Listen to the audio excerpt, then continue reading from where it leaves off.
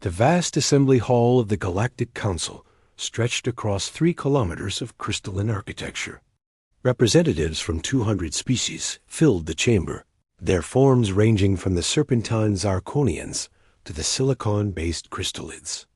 At the center of it all, Ambassador Zex of the Vorthic Empire adjusted his breathing apparatus, preparing to address the council about the newest species requesting membership. The humans, these. Humans, Zex began, his forearms gesturing dismissively, come from a death world. Their planet Earth sits in a system with only one star, bombarded by radiation, with gravity that would crush most of our young. They evolved alongside predators, diseases, and natural disasters that would end civilizations. How could such a primitive species offer anything to our enlightened union? Murmurs of agreement rippled through the assembly. The Zircon delegate clicked its mandibles in approval, while others shifted uncomfortably at the mention of Earth's hostile environment. Sarah Chon, Earth's lead ambassador, stood slowly. At barely 2 meters tall, she seemed tiny compared to most aliens present. Her colleague, Jung-Hoon Park, whispered something in her ear, but she waved him off with a gentle smile. Distinguished members, Sarah's voice carried through the translator systems, reaching every corner of the hall. Ambassador Zex is correct. We come from what you call a death world. But that is precisely why we're here, with an offer that will change the galaxy forever. She pressed a button on her datapad. The hall's center flickered to life with a holographic projection, a massive space station, but unlike anything the Council had seen. It wasn't elegant or streamlined like Galactic Council designs. It was industrial, brutal in its efficiency, bristling with construction bays and defensive systems. This is Prometheus Station, Sarah continued. Humanity's gift to the galaxy. A mobile shipyard capable of building vessels from raw asteroids in less than 30 cycles. What takes your shipyards years, we can accomplish in months. The Vorthic ambassador's 6 eyes widened. Impossible. The energy requirements alone are managed by fusion reactors, powered by hydrogen harvested from gas giants, interrupted Min Jun Kim, Earth's chief engineer, standing beside Sarah. Our death world taught us efficiency. When resources are scarce and survival is uncertain, you learn to make do with less. Co Yan Lai, the military attach, added, the station can defend itself too. Our point defense systems can track and destroy 10,000 micrometeorites simultaneously. We've survived in asteroid belts that your navigation systems mark as impassable. The assembly erupted in discussion. Some species communicated through color changes, others through ultrasonic whistles. The chaos continued until the High Mediator, an ancient being known only as the eldest, raised one tendril for silence. Show us more, the eldest commanded, its voice like grinding stone. Sarah nodded to her team. The hologram shifted, showing human ships ugly, blocky things compared to the flowing designs of Council vessels, but moving through debris fields and radiation zones that would cripple other crafts. It showed human colonies on worlds deemed uninhabitable, thriving where others had failed. But the true gift, Sarah said, her voice growing stronger, isn't just our technology. It's our perspective. You see impossibility. We see challenge. You see a barren moon. We see a future city. You see an asteroid field. We see a mining opportunity. Ambassador Zex scoffed. Pretty words, but the Zirconian hegemony has the finest engineers in the galaxy. What could humans possibly? The hologram changed once more. This time, it showed something that made every being in the hall freeze. A shipno, a Colossus. It dwarfed even the mighty Zirconian dreadnoughts. But it wasn't a warship. It was something far more ambitious. The Ark Project, Sarah announced. A collaboration vessel, designed to house every species in this room, with habitats customized to each race's needs. Gravity generators that can create multiple zones, atmospheres that can be regulated room by room. A moving embassy where all species can work together, learn from each other. The hall fell silent. Even through their various visual organs, compound eyes, heat sensors, electromagnetic receptors, every being stared at the projection with the same mixture of awe and terror. Humanity had built something impossible, and they were offering to share it. Asterisk 3 cycles had passed since humanity's shocking presentation. The Galactic Council had agreed to witness a live demonstration at the edge of the Nexus system, where cosmic radiation and gravitational anomalies made it nearly impossible for standard vessels to operate. Ambassador Zex stood on the observation deck of the Council's flagship, Eternal Harmony, his forearms crossed skeptically. Beside him, the Zircon delegate, Commander Tarkil, gurgled through his translator. The humans are late. Perhaps their primitive technology has already failed. Patience, advised the eldest, who rarely attended such demonstrations, but had made an exception for this one. Deathworlders have different concepts of time. Suddenly, space itself seemed to tear open. Not with the gentle ripple of standard jump drives, but with a violent breach that sent every proximity alarm screaming. The human vessel Forge of Tomorrow erupted from hyperspace, its hull glowing with residual energy that should have torn any ship apart. By the sacred nebula, whispered a crystallid representative. They jumped directly into the radiation field. Captain Shunsera's younger brother, David, appeared on the communication screen. His face bore the casual confidence that the Council was beginning to recognize as distinctly human. Apologies for the dramatic entrance. We had to navigate around a solar flare. Standard Tuesday for us. Zex's translator struggled with the concept of Tuesday, but the message was clear. What seemed impossible to others was routine for humans. We've brought 3 demonstrations. David continued. First, our rapid construction capabilities.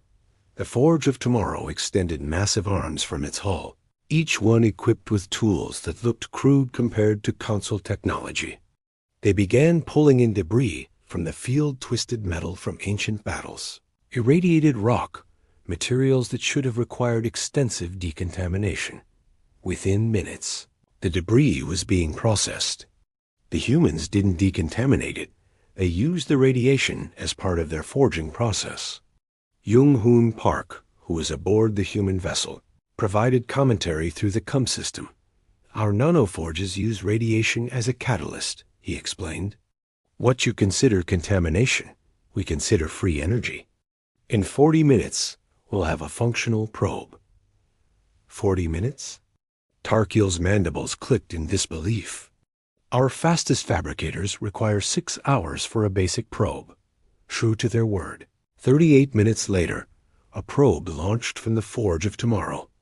It wasn't pretty all function, no form, but it immediately began transmitting detailed scans of the radiation field that surpassed even Council sensor technology. Second demonstration, David announced. The human vessel moved deeper into the field, where gravitational waves from a nearby collapsed star made navigation treacherous.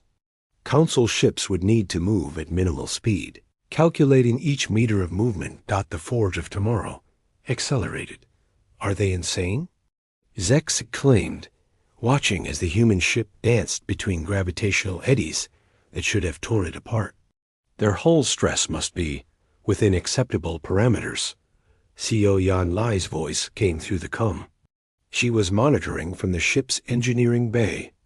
Our vessels are built with redundancy upon redundancy. We call it the Murphy Protocol. Anything that can go wrong will go wrong. So we plan for everything to go wrong at once. The ship performed maneuvers that made several delegates physically ill to watch. Rapid spins, sudden stops, direction changes that should have liquefied any biological crew. Yet the humans seemed unaffected. Inertial dampeners?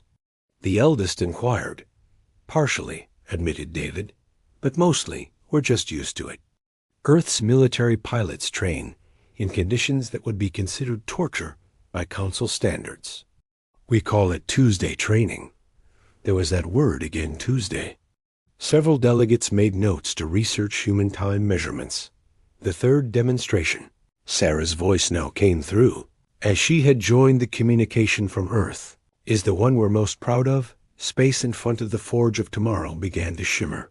Not from a jump drive or any known technology, but something else.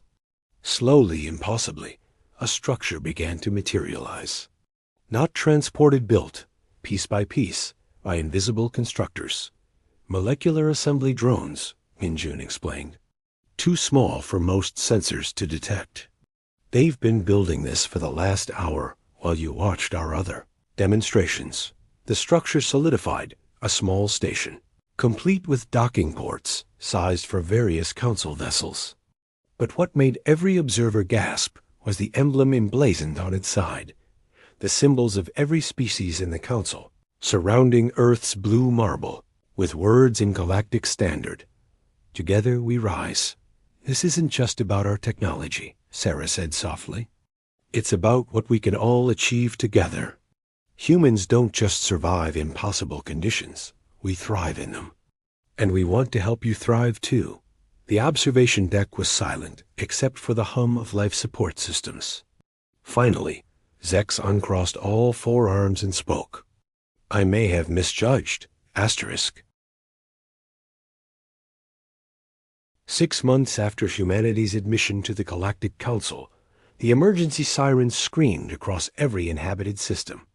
In the council chambers, now partially redesigned with human-inspired emergency protocols, representatives materialized through quantum communicators, as physical attendance was impossible. High Mediator, eldest's form flickered with urgent orange patterns. The Devourers have returned. Those 3 words sent ripples of fear through every species present. The Devourers, a machine intelligence from beyond the galaxy's edge, had last appeared 300 cycles ago, consuming entire systems for raw materials before vanishing into dark space. 15 systems along the outer rim have gone dark, reported Commander Tarkiel, his usual antagonism replaced by genuine terror. Our defensive fleets are retreating. Their technology has advanced beyond our countermeasures. Ambassador Zex's projection trembled. The Vorthic Empire has lost 60 vessels in 3 days. Our most advanced shields are useless against their harvesting beams. Sarah Chun stood in the human section, surrounded by her team.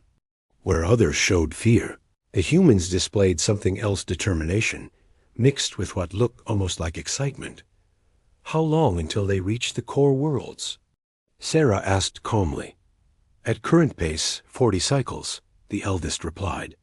We must begin evacuation protocols. No, Sarah interrupted, causing gasps at her audacity. Jung-hoon, show them Project Goliath. Jung-hoon manipulated his display, and a new hologram appeared. It was the Colossus they had promised, but modified, transformed from a diplomatic vessel into something else entirely. You've been weaponizing it, Zex accused, though his tone held more hope than anger. We've been preparing, corrected Co Yeon. On Earth, we have a saying, hope for peace, prepare for war. The Colossus was always designed with modular capabilities. The design was breathtaking in its controlled violence. Human railguns that could accelerate projectiles to near-light speed. Point defense systems inspired by Earth's insect swarms, thousands of independent drones working in lethal harmony. And at its heart, something that made even the peaceful species lean forward. Is that ... double quotes? The eldest began. A stellar forge. Mingjun confirmed. We can harness a star's power directly, not just for energy, but as a weapon. The same technology that lets us build in radiation fields lets us channel stellar plasma. It's not complete. David Shun added from the construction site at Prometheus Station. We need resources, materials, and most importantly, we need the Council's expertise. Our weapons are powerful but crude. Zirconian targeting systems, Vorthic shield harmonics, crystallid energy matrices, combine them with human engineering, and we might have a chance. Might? Tarkil's mandibles clicked nervously. Sarah's expression hardened. Nothing is certain, but humans have been fighting against impossible odds since we learned to walk upright. We've faced extinction more times than we can count: ice ages, plagues, wars, natural disasters. Each time, we survived by doing one thing. We adapted, we united, and we fought with everything we had. She paused, looking at each holographic representative. The Devourers expect you to run, to evacuate, to surrender systems hoping to buy time. They've never faced a species from a death world. They've never faced humans. And they've certainly never faced humans working with the combined knowledge of 200 species. What do you need? The eldest asked, its ancient voice carrying newfound respect. Everything, Sarah replied bluntly. Every spare ship, every engineer, every soldier willing to fight. Send them to Prometheus Station. We'll upgrade their vessels with human tech radiation shielding that lets you fight in stellar coronas. Armor that can withstand direct asteroid impacts. Weapons that turn disadvantage into advantage. And if we refuse? Zex asked, though his tone suggested he already knew the answer. Then humanity fights alone, Sarah said simply. We'll probably lose, but we'll make the Devourers pay such a price that they'll remember it for eternity. That's what Deathworlders do. We make victory so costly that even winning feels like defeat. The chamber fell silent. Then, one by one, lights began to appear on the tactical display systems pledging support. The Zarkonians first, then the Vorthic. Even the pacifist Harmony Collective offered their medical ships. The Zircon Hive commits all warrior drones, Tarkil announced, surprising everyone. If humans can face impossible odds with such enthusiasm, then we will stand with them. Within an hour, the largest joint military operation in galactic history was underway. Ships from every corner of Council space began converging on Prometheus Station, where human engineers waited with plasma torches and impossible dreams. The Devourers were coming.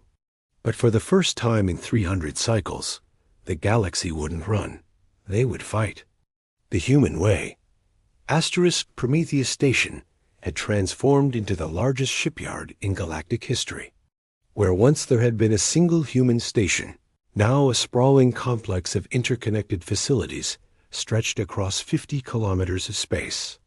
Zarkonian crystal farms grew beside human fusion reactors. Vorthic shield generators hummed in harmony with Earth-designed railguns. Sarachun floated through the main construction bay in zero gravity, watching as thousands of beings worked side by side. A month ago, such cooperation would have been impossible. Now, necessity had forged them into something new. Ambassador, Junghun's voice crackled through her earpiece. You need to see this. She pulled herself along guide rails to the primary forge chamber, where the Colossus was taking shape. The sight still took her breath away. The vessel was beyond the massive 12 kilometers long, with habitation rings designed for every council species. But it was the weapons that drew the eye. Human kinetic weapons married to Zarkonian energy systems. Zircon, hive mind coordination networks integrated with Earth's quantum computers. The crystallids just solved our heat dissipation problem, Minjun reported, gesturing to a group of silicon beings who were literally growing heat sinks from their own bodies. Their crystalline structure can channel thermal energy in ways we never imagined. Nearby, Co Yeon worked with Commander Tarkil, who had become an unlikely ally. The Zircon's compound eyes studied human combat footage from Earth's world wars. Clicking in what she had learned was approval. Your species' concept of guerrilla warfare is fascinating, Tarkil admitted. Fighting without honor, you call it. We call it survival. The Devourers are 20 cycles away, Co Yan reminded him. We need every dirty trick humanity ever invented. Ambassador Zex approached, his 4 arms carrying different datapads. The Vorthic had thrown their entire scientific cores into the project. The integration is remarkable, but there's a problem. The Colossus requires a crew of 50,000. We don't have time to train that many in human systems. We don't need to. David Chun's voice echoed from above. He rappelled down from the command section, landing with practiced ease that made several aliens flinch. We're installing neural interfaces. Not full hive mind like the Zircon, but enough for basic coordination. Every species keeps their autonomy, but can share information instantly. You're asking us to link minds with Deathworlders? A Harmony Collective representative chimed, their melodic voice tinged with fear. Sarah nodded. We're asking you to trust us. The same way we're trusting you with our survival. The Devourers consume entire civilizations, because those civilizations fight alone. We're proposing something different. She gestured to the main view screen, where tactical data scrolled past. The Devourers are machines. They think in patterns, probabilities. They can predict Zarkonian tactics, because Zarkonians always fight the same way. They can counter Vorthic technology, because Vorthic technology follows logical progressions. But humans? A smile played at her lips. Humans duct-taped a nuclear reactor to a cargo hauler and called it a warship. We turned mining lasers into weapons. We fly into asteroid fields for fun. The Devourer's algorithms can't predict chaos. And when you combine human chaos with alien precision ... double quotes, we become unpredictable. The eldest finished, having arrived silently. The ancient being studied the Colossus with senses beyond visual. You're not just building a weapon. You're building a symbol. More than that, Jung-hoon added, pulling up new schematics. We're building a prototype. If this works, every ship in the fleet can be retrofitted with hybrid technology. The Colossus is just the beginning. The station shuddered as another ship docked, a massive Zarkonian crystal forge, volunteered by their homeworld. Resources that would normally be hoarded were being freely shared. The impossible was becoming possible through simple cooperation. 15 cycles until completion, Minjun announced. 5 cycles before the Devourers reached the outer rim. Then we stop them at the outer rim, Sarah declared. We make our stand at the Kardec system. 3 stars, 20 planets, and the biggest asteroid field in the galaxy. That's suicide, Zex protested. The gravitational forces alone are perfect for humans, Sizio Yan interrupted. We've run simulations. The Devourer's precise formations will struggle in that chaos. Our improvised tactics will thrive. The discussion continued for hours, each species contributing their expertise. Slowly, impossibly, a plan formed. Not a careful, logical plan like the Council usually favored, but something wild, dangerous, and utterly human in its audacity. As the meeting dispersed, Sarah stood alone, staring at the Colossus. Earth's gift to the galaxy, not just technology, but perspective. The ability to see opportunity in disaster, hope in desperation, and strength in unity. The Devourers were coming, but they had no idea what they were about to face. The Kardec system burned with the light of 3 stars, as 2 fleets faced each other across the void.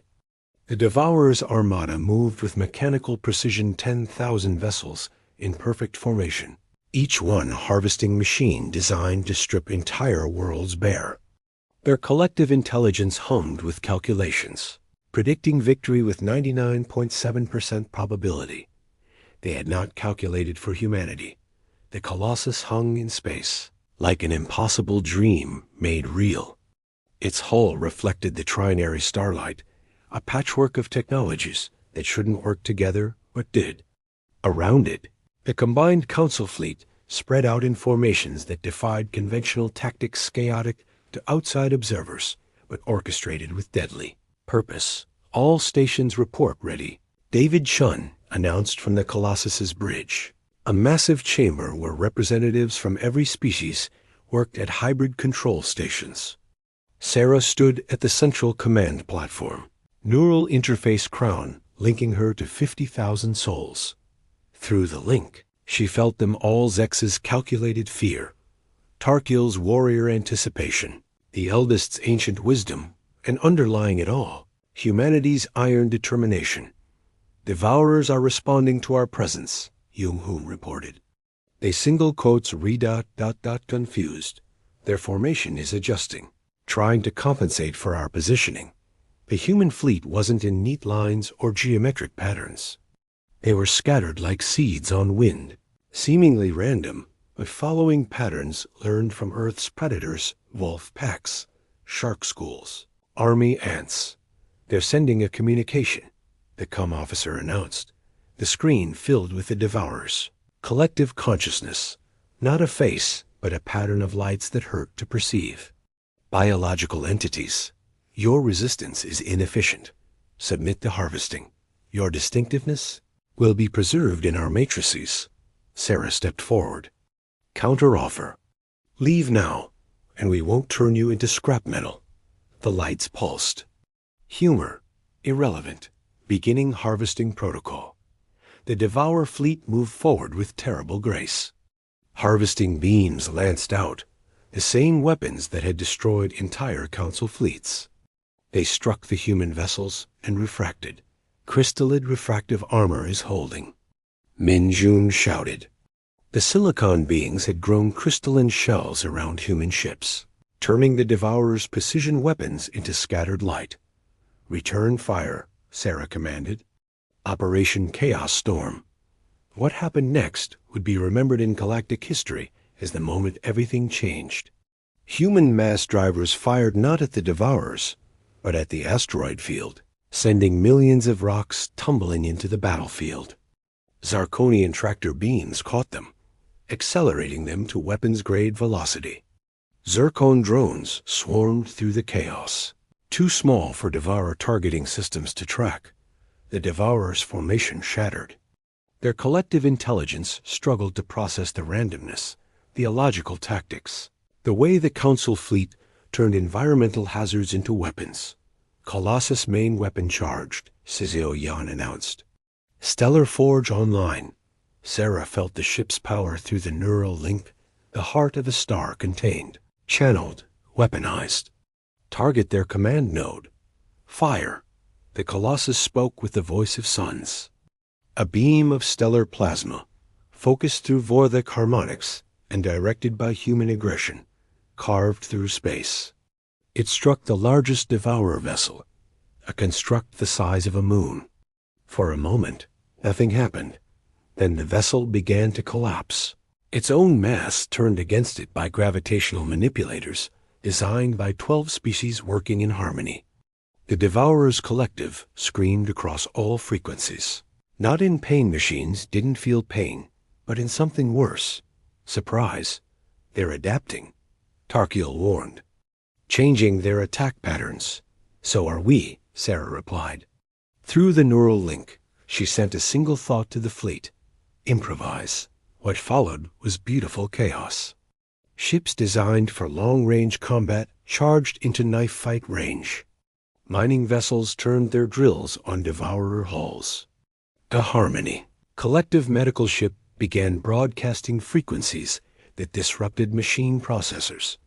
They had weaponized healing. Colossus waded through the battle like its namesake, taking hits that would cripple nations but continuing forward. Human stubbornness merged with alien precision, creating something unprecedented. Devourers are retreating. Someone shouted, It was true. For the first time in their mechanical existence, the Devourers fled. Not in disorder, but in calculated preservation, their collective intelligence reaching a conclusion. These biologicals were not prey. They were something else. Something dangerous. As the last Devourer ship vanished into dark space, the Cardax system fell silent, except for the radio chatter of thousands of species celebrating in their own ways. Sarah removed the neural crown, exhaustion hitting her all at once. Around her, the bridge crew, human and alien, alike stared at the view screen in awe and terror at what they had accomplished.